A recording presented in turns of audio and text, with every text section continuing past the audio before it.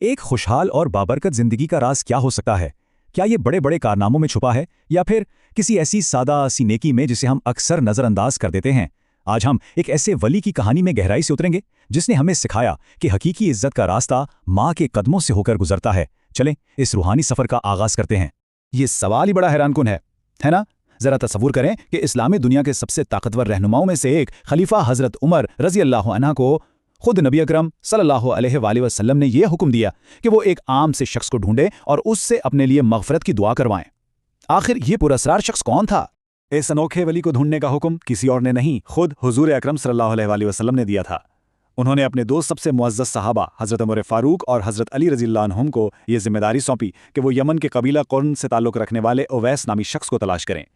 اور یہ تلاش بالکل آسان نہیں تھی۔ سالوں تک حضرت عمر رضی اللہ تعالیٰ حج کے موقع پر یمن سے آنے والے ہر قافلے سے ایک ہی سوال کرتے، کیا تم میں کوئی اویس ہے؟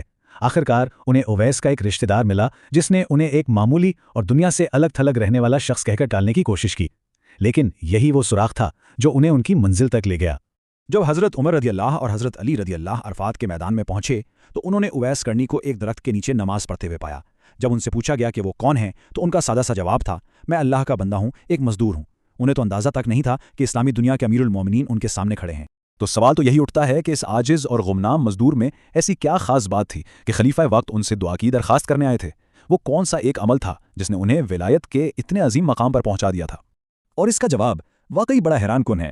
ان کا یہ مقام جہاد، روزے، حج یا زکوٰۃ جیسے عظیم اعمال کی وجہ سے نہیں تھا، نہیں، بلکہ صرف ایک عمل کی وجہ سے تھا، اپنی والدہ کی بے مثال خدمت، ایسی خدمت کہ اللہ ان سے راضی ہو گیا، اور یہی وہ عمل تھا جس نے ان کی ہر دعا کو قبولیت کا درجہ عطا کر دیا تھا۔ اس سے صاف پتہ چلتا ہے کہ والدین کی خدمت کا درجہ کس قدر بلند ہے۔ یہ ایک ایسا عمل ہے جو انسان کو اللہ کے اتنا قریب لے جاتا ہے کہ اس کے ہاتھ دعا کے لیے اٹھتے ہیں اور وہ پوری ہو جاتی ہے۔ اور ان کی خدمت کا انعام دیکھیں کتنا بڑا ہے۔ ایک روایت کے مطابق روز قیامت اللہ تعالیٰ فرمائیں گے کہ اویس پیچھے دیکھو اور اپنی انگلی سے اشارہ کرو، جہاں جہاں تمہاری انگلی پھیرے گی تمہارے طفیل سب کو جنت میں داخل کر دیا جائے گا۔ یہ سب کچھ صرف ماں کی خدمت کا صلہ ہے۔ جہاں خدمت کا انعام اتنا بڑا ہے وہیں اس کے برعکس عمل کی سزا بھی اتنی ہی شدید ہے۔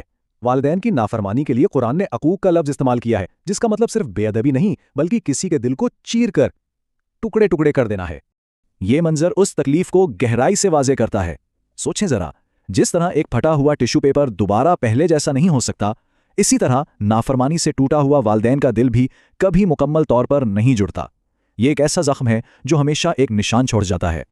اور یہ جو دلوں کو جوڑنے اور توڑنے کا اصول ہے نا، یہ صرف والدین تک محدود نہیں ہے۔ آئیے اب اسی سبق کو گھر کے اندر ہم آہنگی پیدا کرنے تک لے جائیں، خاص طور پر میاں بیوی کے نازک رشتے تک۔ ایک بہت ہی دلچسپ واقعہ بیان کیا جاتا ہے کہ شیطان روزانہ اپنی مجلس لگاتا ہے۔ اس کے چیلے آ کر اپنے کارنامے سناتے ہیں۔ کوئی کہتا ہے میں نے چوری کروائی، کوئی کہتا ہے میں نے شراب پلائی۔ شیطان بالکل بے تاثر رہتا ہے، لیکن جب ایک چیلا آ کر کہتا ہے کہ میں نے آج میاں بیوی کو لڑوایا تو شیطان خوشی سے اچھل پڑتا ہے، اسے گلے لگاتا ہے اور اپنے تخت پر بٹھا دیتا ہے۔ لیکن ایسا کیوں ہے؟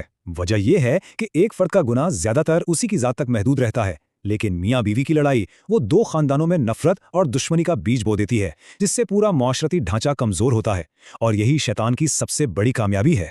تو ان ٹوٹے ہوئے رشتوں کو جوڑنے اور دلوں کو صاف کرنے کا سب سے بہترین موقع کب آتا ہے؟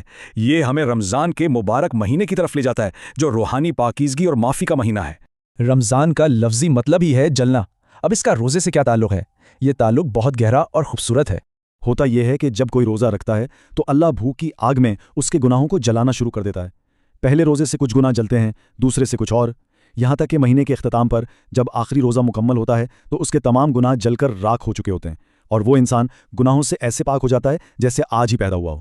لیکن اس مہینے میں 4 لوگ ایسے ہیں جن کی بخشش نہیں ہوتی: والدین کا نافرمان، شراب کا عادی، رشتے توڑنے والا اور دل میں کینہ رکھنے والا۔ یہ لوگ رمضان کی رحمتوں سے محروم رہ جاتے ہیں۔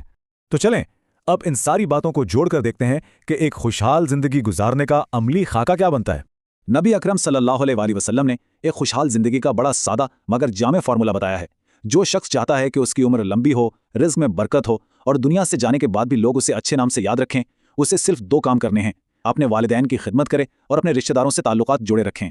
اور آخر میں یہ سمجھنا بہت ضروری ہے کہ حقیقی خوشی اور سکون بڑے گھر یا مہنگی گاڑی جیسی مادی چیزوں میں نہیں ہے۔ زندگی کا اصل حسن ہماری اندرونی کیفیت میں ہے، محبت بھرے رشتوں میں ہے، اور نبی صلی اللہ علیہ وسلم کے بتائے ہوئے راستے پر چلنے میں ہے۔ تو یہ سوال ہمارے سوچنے کے لیے ہے، ہم زندگی کی خوبصورتی کہاں تلاش کر رہے ہیں؟ باہر کی چیزوں میں یا اپنے اندر؟ اپنے رشتوں کو محبت اور خدمت سے سینچ کر اصل خوشی کا خزانہ آخر کہاں پوشیدہ ہے؟